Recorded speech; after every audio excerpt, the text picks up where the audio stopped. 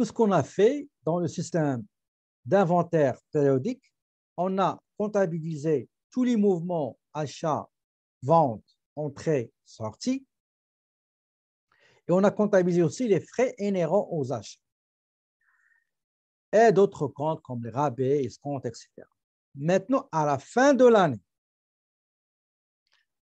l'année, on va préparer ce qu'on appelle état des résultats pour une société commerciale. Ce n'est pas comme les autres sociétés qui n'ont pas de stock, ben, ce n'est pas la même chose. Une entreprise qui fournit des prestations de services, l'état de résultat, c'est l'ensemble des recettes, honoraires, etc., des produits, et vous avez les charges. Il n'y a pas de stock. Il n'y a pas de variation de stock, il n'y a pas de CMV, rien.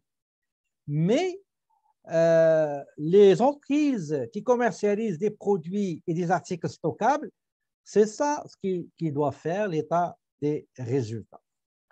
Donc, la suite, c'est quoi? C'est qu'à la fin de l'année, on va faire l'état des résultats, on va faire l'inventaire physique de fin d'année, et on va voir la valeur totale de ce stock-là, et on va calculer le coût des marchandises vendues. Par la suite, on va calculer la marge bénéficiaire brute, combien on a gagné sur cette vente versus coût coûtant, et on va voir quelle est la marge bénéficiaire brute.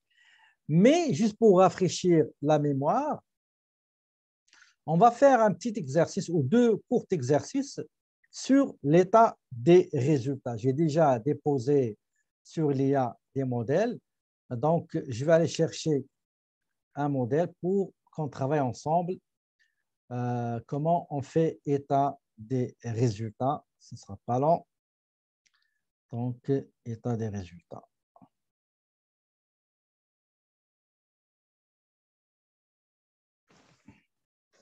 Et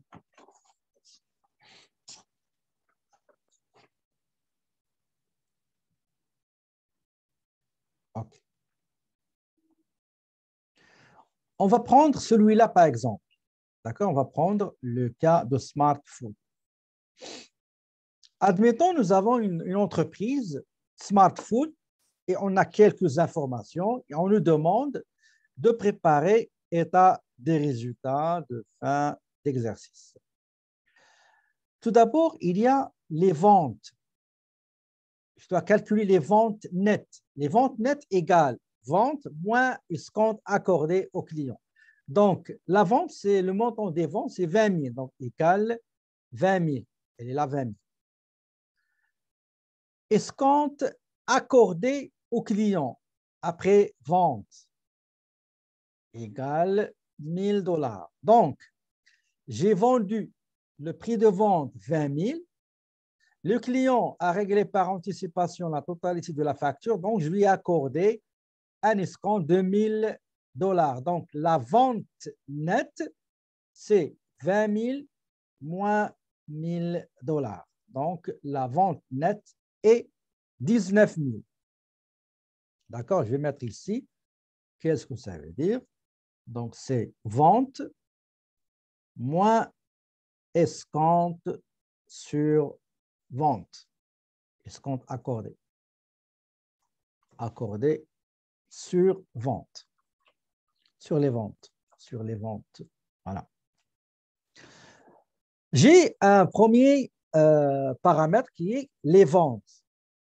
Maintenant, je dois calculer le coût des marchandises vendues. La marchandise que j'ai vendue, combien cette marchandise-là m'a coûté réellement. Je prends vente moins combien ça m'a coûté, et bien, ça va me donner la marge bénéficiaire réalisée ou bien la marge déficitaire. Comment on calcule le coût de marchandises vendues? On va aller cascade par cascade.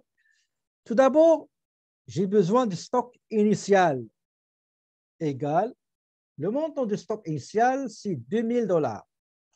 Début exercice, j'ai commencé avec un stock qui a la valeur de 2 000 $.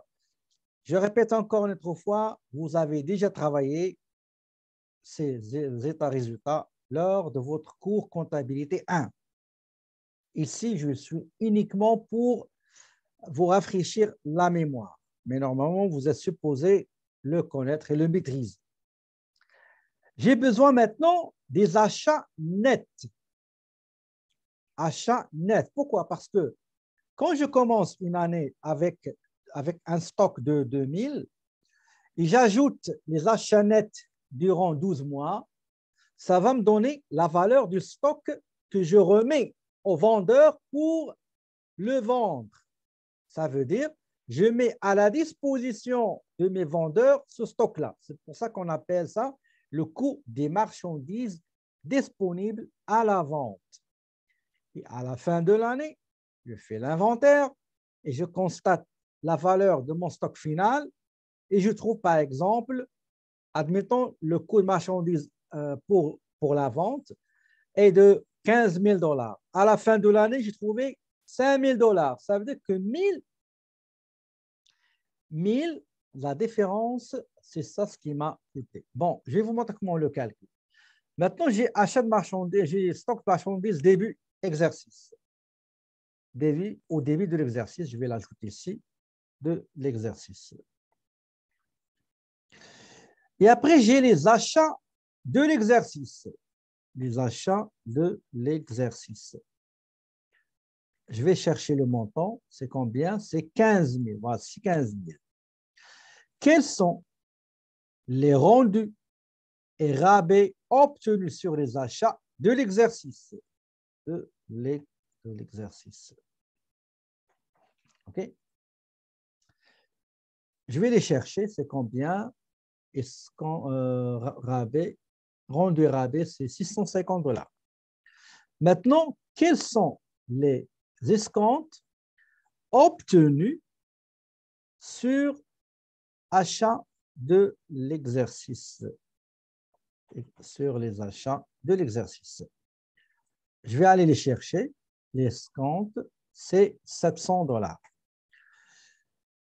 Maintenant, je dois calculer le total achat de l'exercice moins les rendus, donc égal 15 000 moins les rendus moins escompte.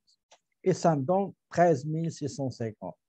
Est-ce qu'il y a d'autres frais qu'on a payés concernant ces achats?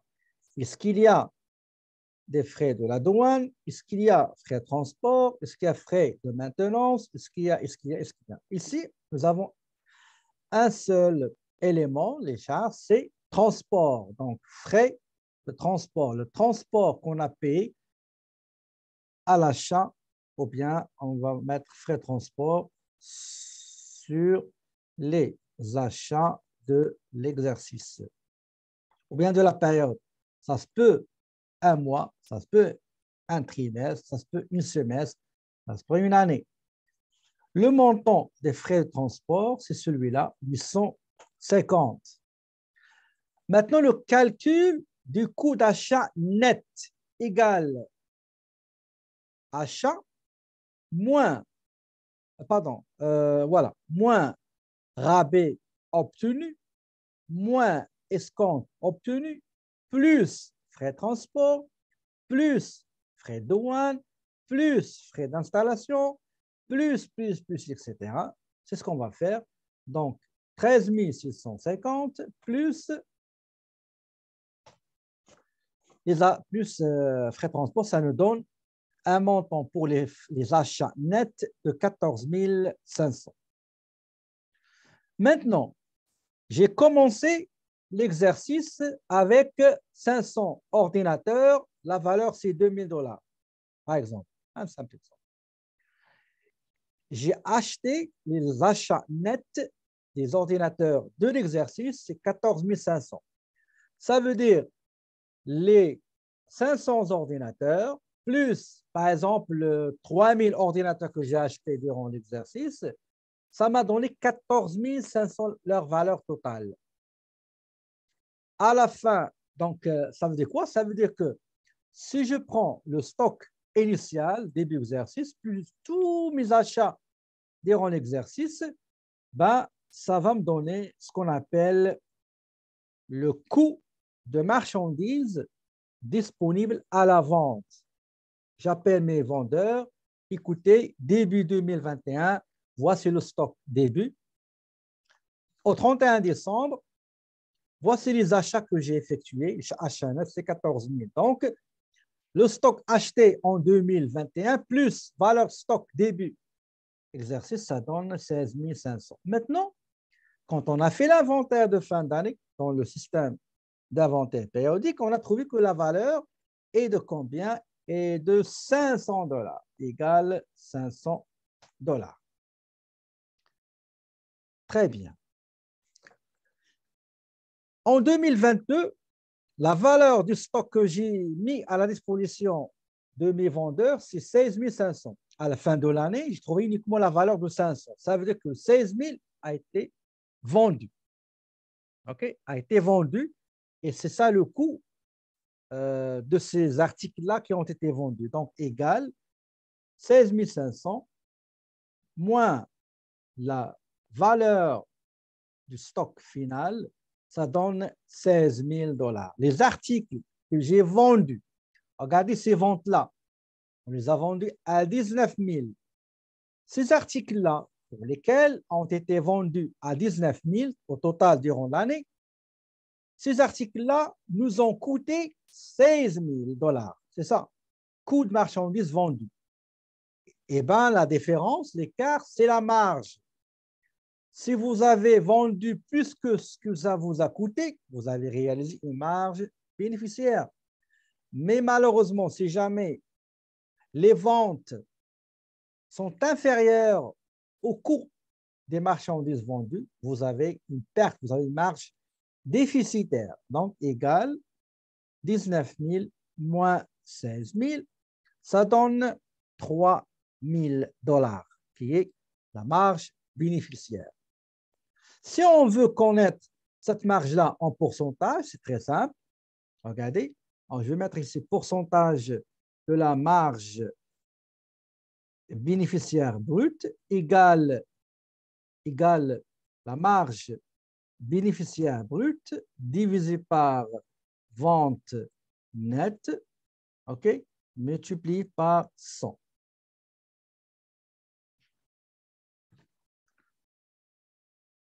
Ça, c'est en pourcentage, OK? En pourcentage, on va mettre égal, voilà, on va appliquer la formule, égal, on va prendre 3 000 divisé par 19 000 multiplié par 100. On va arrondir ça. Donc, ça donne 15 979 en pourcentage. Attendez, je vais le mettre en pourcentage. Pourcentage. OK. Pardon, excusez.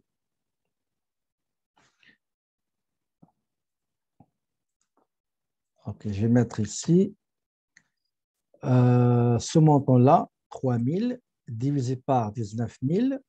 Voilà. Donc, c'est 15 079, ce qu'on appelle le taux de la marge brute. Le taux de la marge brute. J'espère que vous avez déjà vu ça en comptabilité 1. Maintenant, je dois calculer le bénéfice net. Pour le calcul, j'ai besoin des charges d'exploitation ou bien autres charges égale le montant des charges, c'est 2500. Et enfin, mon bénéfice net égale marge bénéficiaire brute moins charges d'exploitation, c'est 500 $ qui est le bénéfice net dégagé à la fin de l'exercice. D'accord? Donc, s'il vous plaît, révisez les cours, la partie de votre cours comptabilité 1 pour rafraîchir un petit peu votre mémoire et pouvoir remplir, parce que dans l'examen, je vous donne aussi l'établissement des états des résultats. OK? Donc, c'est ça.